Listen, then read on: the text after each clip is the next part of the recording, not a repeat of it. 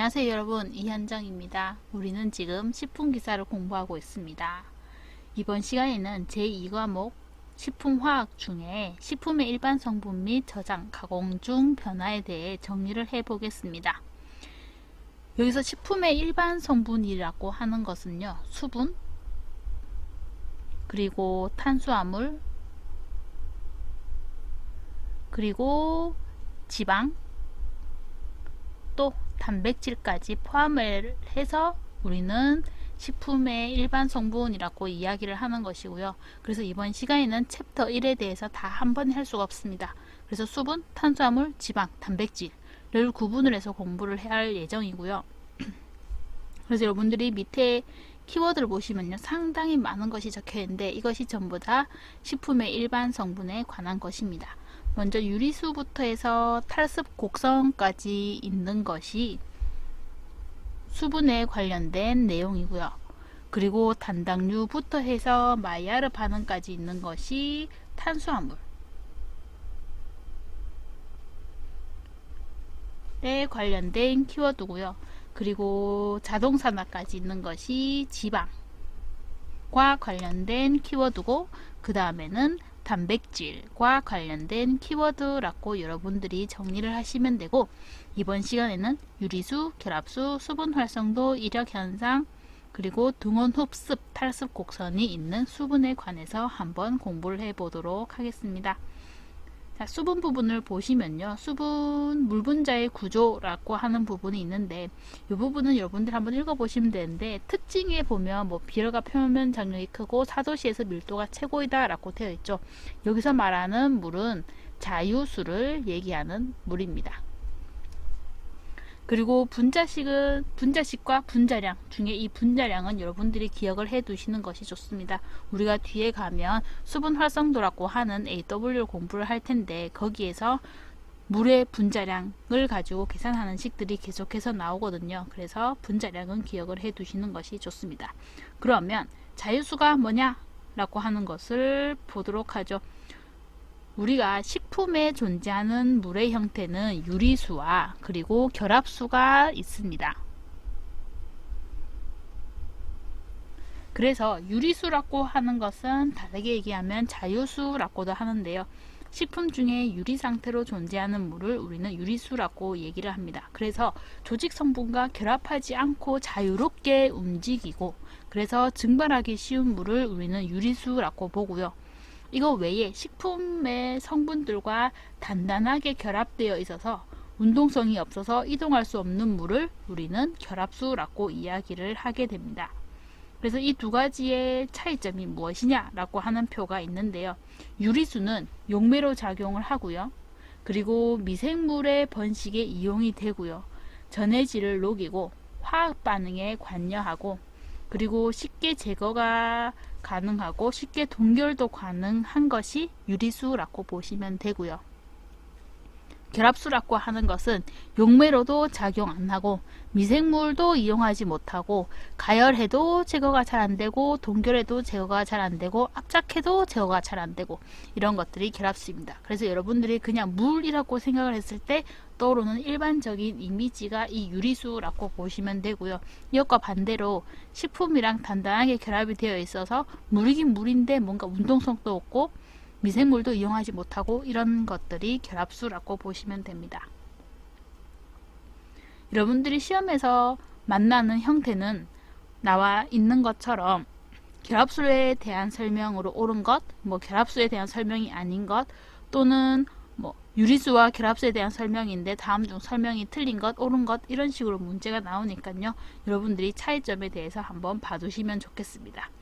그래서 문제를 한번 보시면 결합수에 대한 설명이 아닌 것은 이라고 했을 때 4도씨에서 밀도가 가장 큰 것은 유리수일 때의 상태고, 그래서 이 4번이 답이 되는 것이죠. 다음으로 가서 수분 활성도를 한번 봐볼까요? 수분 활성도 전에 여러분들이 보셔야 되는 부분이 상대 습도라고 하는 건데요. 상대 습도는 우리가 RH라고 많이 표현을 하게 됩니다. 상대 습도는 현재 포함하는 수증기량, 그러니까 포함하는 수증기량과 포화 수증기량의 비를 의미를 하죠. 그래서 여러분은 이런 것은 한번 이해를 하고 넘어가시면 되는 부분이고요.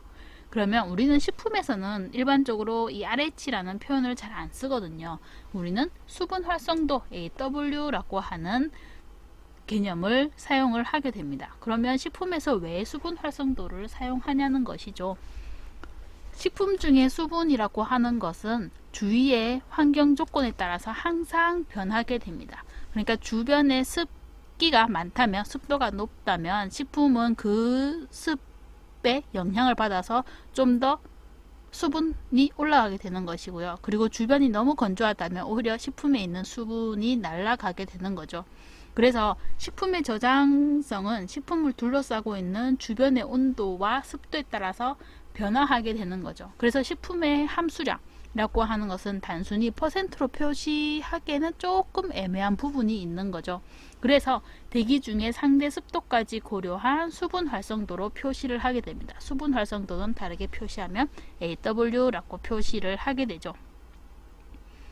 그래서 미생물의 생육으로 인한 변화, 변폐, 산화, 갈변, 화학 반응에 관여한 지표로 수분 함량, 단순히 RH라고 표현을 하는 그런 수분 함량보다는 우리는 수분 활성도를 이용을 하게 됩니다. 여러분들이 이 개념은 한번 이해를 하시는 것이 좋을 것 같습니다. 그러면 수분 활성도는 어떻게 계산을 합니까? 라고 하면 이렇게 계산을 하죠. 어떤 임의의 온도에서 식품이 나타내는 수증기압에 대한 그 온도에서 순수한 물의 수증기압의 비라고 표현을 하게 되고요. 그리고 또 다른 것은 몰수로 계산을 할 수도 있습니다. 그래서 여러분들은 이 식은 기억을 해 두시는 것이 좋고요. 몰수라고 하는 것은 옆에 기출문제에서 여러분들이 한번 문제를 풀어보시면 이해가 쉬울 것 같습니다. 개념에 물의 몰수, 용질의 몰수라고 나오는데요. 지금 문제에는 20% 소금 용액이 들어가게 되고요. 물의 분자량은 18이고 소금의 분자량은 58.5라는 개념이 들어가게 되죠. 그리고 몰수라고 하는 것은 분자의 질량 그리고 분자의 원자량으로 계산을 하게 되는데요. 예를 들어 지금 20% 소금 용액이 있는데 여기에서 만약에 100을 전체로 보게 된다면 20g이죠. 20g은 소금이 되는 것이고 나머지 80g은 물이 되는 것입니다. 이렇게 개념을 먼저 잡아서 보시면요. 여기 나와 있는 것 지금 물의 몰수라고 하는 것이죠. 물은 전체 질량이 80이 되는 것이고요. 그리고 이 물의 원자량은 18이 되는 것입니다. 그리고 소금 같은 경우는 소금의 질량은 전체 중에서 20%, 20을 차지하게 되는데 그 분자량은 58.5가 되는 것이죠. 그래서 여러분들이 이 개념을 이해를 하시고 문제를 푸시면 좀 도움이 될 것 같습니다. 계산해 보시면 뭐 0.9286 정도가 나오게 되고 여러분들이 그 문제에서 뭐 소수점 셋째 자리에서 올림해라, 반올림해라 이런 것은 맞춰서 계산을 하시면 될 것 같습니다. 그럼 이렇게 계산한 수분 활성도라고 하는 것은요. 범위를 보면 지금 순수한 물의 수증기압과 식품이 나타내는 수증기압으로 계산을 하게 되는데 그래서 순수한 물의 경우에는 AW가 1이 나오게 됩니다. 그래서 식품의 경우에는 이 1보다는 작고 0보다는 큰 값을 가지게 되고요. 만약에 이 AW 값이 크게 된다면 미생물이 이용하기 쉬운 것이 됩니다. 그만큼 안에 물이 많다는 것을 의미를 하게 되죠. 그래서 여러분들은 이 밑에 있는 표 중에서 보통 세균 그리고 보통 효모 그리고 보통 곰팡이의 성장에 필요한 최저의 수분 활성도는 기억을 해 두시는 것이 좋습니다.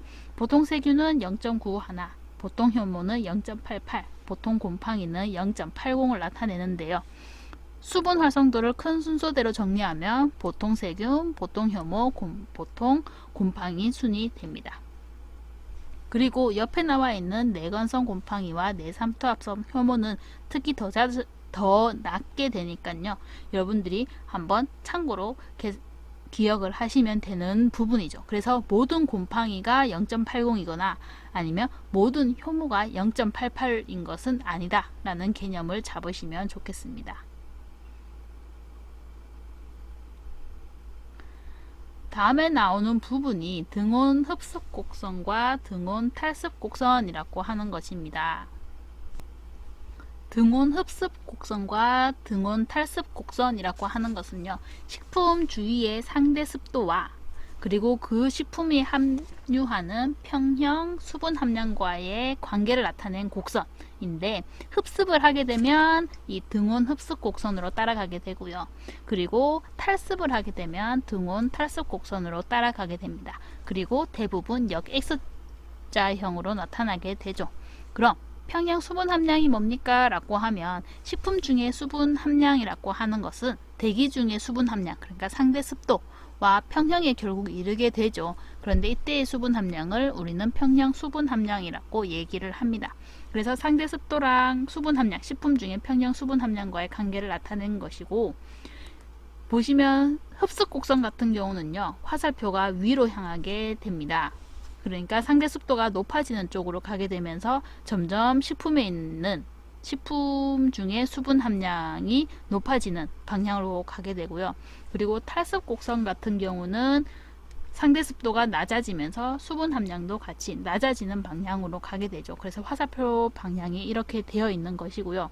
그런데 식품에서 수분의 흡습과 탈습은 일치를 할 수가 없죠. 여러분들이 뭐 과일을 말린다거나 아니면 야채를 건조하는 상황에 봤을 때 내가 건조한 것을 다시 물에 넣는다고 해서 그것이 100% 복원되지 않죠.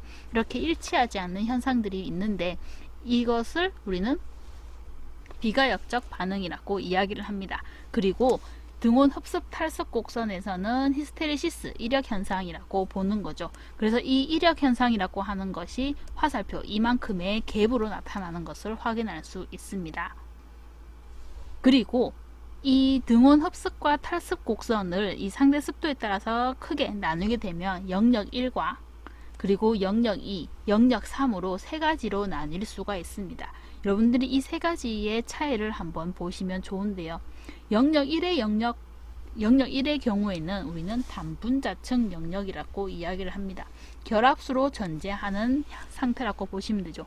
우리가 앞에서 결합수라고 하는 것은 식품의 성분과 수분이 매우 단단하게 결합이 되어 있는 상태이고요. 우리는 이때 단분자층이라고 이야기를 합니다. 그리고 결합수라고 얘기를 하죠. 그런데 만약에 지나치게 건조를 해서 우리가 식품 조직과 결합한 이 단분자층의 물까지 파괴가 될 수가 있거든요. 그러면 식품의 조직이 탄수화물이든 단백질이든 지방이든 이런 식품의 조직이 직접 공기에 노출이 되게 되는 거죠. 그러면 산화나 비효소적 갈변이 쉬운 지방이나 카로텐 같은 경우에는 갈변이 쉬워서 오히려 식품의 열화가 더 촉진되는 경향이 있습니다. 그러니까 무조건 건조를 하면 할수록 식품의 안전성이 높아진다라고 하는 것은 옳지 않다는 것이죠. 그래서 건조를 지나치게 진행해서 식품에 있는 수분의 영역이 이런 단분자층 영역, 결합수로 존재하는 이 영역까지 도달을 하게 되면 오히려 식품 품질 저하가 일어날 수 있다는 것이고요. 그리고 영역 2는 다분자층 영역이라고 하는데, 이때 바로 안정성이 가장 크다라고 보시면 되고 최적 수분 함량을 나타내는 것입니다. 그래서 등온 흡수 곡선에 있어서 식품의 안정성이 높고 최적 수분 함량을 나타내는 영역이라고 하면 다분자층 영역이라고 보시면 되는 것이죠. 그러면 제일 마지막 영역의 경우에는 수분 함량이 가장 많은 영역이었는데, 그때는 우리는 모세관 응고 영역이라고 이야기를 합니다. 대부분 자유수로 존재하죠. 자유수라고 하는 것은 식품 내에서 자유롭게 움직일 수 있는 물이었죠. 그래서 자유롭게 연결되어 있는 물이고 이동성이 강한 물입니다.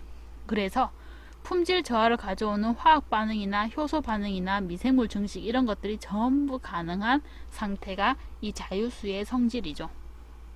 그래서 여러분들이 이 영역이랑 관련을 해서 결합수의 특징이나 아니면 자유수의 특징이랑 같이 연결해서 공부를 하시면 좀 더 이해가 쉬울 것이라고 생각이 듭니다. 그래서 밑에 문제 보시면 수분 활성도와 관련된 설명으로 틀린 것은 이라고 했을 때, 수분 활성도가 낮을수록 산패가 억제된다가 아니죠. 수분 활성도가 낮을수록 우리가 봤던 걸로는 영역 1로 가게 되고요. 영역 1로 가게 되면 그만큼 결합수가 많은 영역이었고, 그래서 그 영역으로 가면 갈수록 3패가 오히려 촉진되는 것이었습니다. 그래서 여러분들이 연관을 지어서 공부를 하시면 될 것 같습니다. 그래서 수분 같은 경우는 양이 그렇게 많지는 않습니다만, 여러분들이 자유수, 결합수, 그리고 수분 활성도 AW라고 하는 것, 그리고 등원 흡습, 탈습 곡선에 대해서 정리만 잘 해주시고, 차이점에 대해서 한번 정리를 해보시면 문제 푸시는데 큰 어려움은 없을 것 같습니다. 그리고 여기 자유수와 결합수 같은 경우는 이해를 하고 계셔야지 나중에 미생물 쪽으로 공부를 해서도 조금 더 물의 차이에 따라서 같이 개념이 잡히는 경우가 있거든요. 그래서 여러분들이 이번 시간에 정리를 하시면 그만큼 문제 한 문제를 더 맞춤으로 내서 합격이 되지 않을까 생각을 해봅니다. 그럼 여러분들 합격을 기원하도록 하겠습니다.